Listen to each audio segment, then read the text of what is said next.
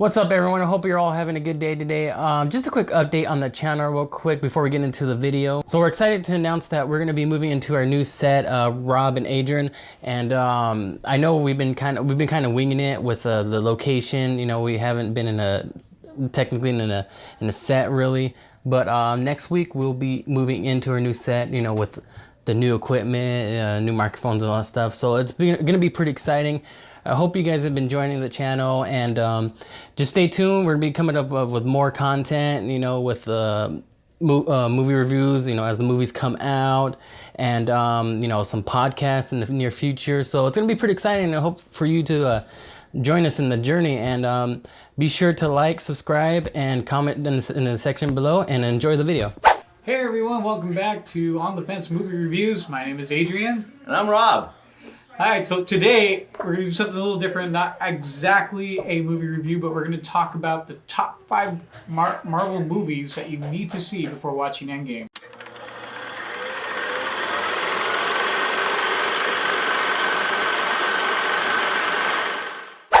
Now we know Endgame is right around the corner, and we want to get you caught up to those films. So Rob, why don't you go ahead and tell us what your top 5 must-see MCU films before you watch Endgame? Well, my top 5 is gonna be Iron Man, and oh jeez, that's why I brought my list. Okay, Iron Man, Avengers. Okay, my top 5 is gonna be Iron Man, Avengers, Guardians of the Galaxy, Civil War. And what was the other one? Oh, Avengers Infinity War. Avengers Infinity War. What about you? What are your my top 5? Okay, so I'm going with all 3 Avenger films. Okay. So we're talking about the Avengers. Even Age of Ultron? Yes, Age of Ultron. Okay. All right. I'm going to say Infinity War. All right. Civil War, which is kind of an Avenger film, but not quite. It's not an Avenger film at all. It isn't. It's a little more complex, but it is. Anyway, and then I know this is a bit of a wild card, and I know it's not really one of the MCU's strongest films, but I'm going to say Ant-Man and the Wasp. But before I tell you why, I'm going to ask Rob, why did you pick your 5? Okay, well, I'll keep it sweet and short and simple. Iron Man, just because I feel like that's the beginning. It started, you know, it shows the mind of Tony Stark, and it sets the wheel rolling for what is to come. Guardians of the Galaxy, because having to do, we know Endgame's gonna have to do with, you know, space and all that stuff, and Guardians of the Galaxy gives us a taste of, you know, the intergalactic world of the MCU. The first Avengers, because I mean, it shows our core team set up, and with Loki coming down using Thanos' army, it kind of gives us is the word prelude to what's to come. Okay. Civil War, which is not an Avengers movie, contrary to the host's belief.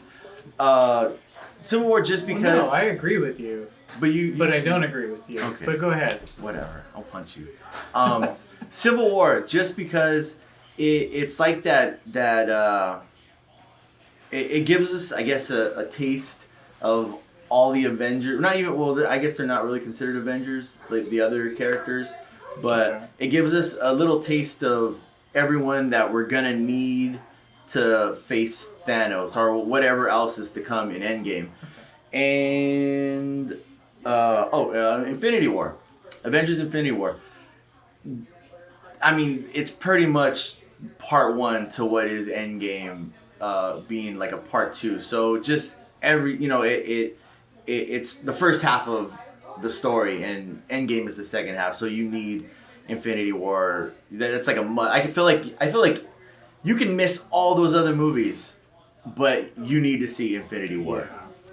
What about you? What do you think? Well, I have some of the same as we talked about, but mine was a little different. I actually like your list. I was thinking about Iron Man and Guardians of the Galaxy, and those were actually two of my favorite MCU films. Yeah. From the whole thing, because like what you're saying, it's one who started it all, and then 2, This is actually in Guardians of the Galaxy. It's actually, I believe, the first time we see Josh Brolin in the role of Thanos. And what we start to get a little glimpse of what his intentions are, trying to get Ronan to find him the Infinity Stones. And so we get a little bit of that. So and then also to the relationship with Gamora. And the backstory there, which is important. Which is important to all of it. So that's why I almost put them on there, but I felt but like he these, didn't. But I didn't. I did. But I didn't. Okay. All right. I didn't. Yeah, Let's talk about your list. My list, though, I said all three Avengers. The reason being is because it sets up the dynamic between all the Avengers together as a group. Yeah. You see how they interact, how they fight together as a team. First Avengers, how they first come together, how they learn to become a team. That was really great. It was the first time we're seeing in a team-up movie like this on that scale, and it was awesome. It was great. Yeah, it was something all of them fresh. were very awesome. And really, that was a big game changer for cinema, and it would never be the same. First, $200 million film, and it was awesome. Yeah. Age of Ultron, not as much, but the reason why I stuck with that one, I would say, is because, again, it continues the Avengers story. Right. Because you have all the other separate individual stories, but this is an Avengers story, so it continues on. Right. And that's why I would stick with that. And then also, too, because at the very end, the climax of what happens to the town of Sokovia and the implications of that, it bleeds over into the other movies. The next stories, which I would say is Captain America: Civil War, where it kind of tears apart the team because of the Sokovia Accord, and now it's like half of the team is saying we need rules and regulation. The other ones are like, no, we need to strike and protect and fight when we see fit. And so it tears the team apart. You see what happens, and it's a really good story with all that and everything, and also you see how that carries in and what the effects are. You see that in the next film, which is Avengers Infinity War, where half the team is over here, half the other team is there. Everybody's kind of split up and doing their own thing, and Infinity War, like you said, is a must because I know they have two different titles, but it's really a part one and a part two. And so this is probably the most important film on the list to see before you watch Endgame. And then lastly, I would say, and I know this is kind of a weird pick, but I would say Ant-Man and the Wasp. And the reason being is because I'm going a little bit into fan theory, but I believe they're going to deal heavily with the quantum realm. And I feel like you need to have somewhat of an understanding of what the quantum realm is in order to kind of go into that film and you're like, they're going into the quantum realm now. Well, what is that? Well, I think that's important to know. So that's why I picked those 5 films. And that's why I think they are really important before you see Endgame. But, I feel like my list is better, but I'm not gonna. No, you're right. No, you have a great list. No, but with all, again, picking all the mine makes more sense. It does make more sense, but it only makes more sense because you're throwing Ant-Man in there, having to do with the quantum realm. But no, definitely you got a great list. I just feel my list is a little better, so whatever. Okay, I'm definitely gonna get off the fence on my side of this list because it's better. There you go. He's jumping off of the fence and going to watch his 5 films before he watches Endgame. You know what? I'm going to actually throw in a bonus question to Rob now. What is your favorite MCU film? My favorite MCU film is The Dark Knight. That's not an MCU film. My favorite MCU film is Winter Soldier because I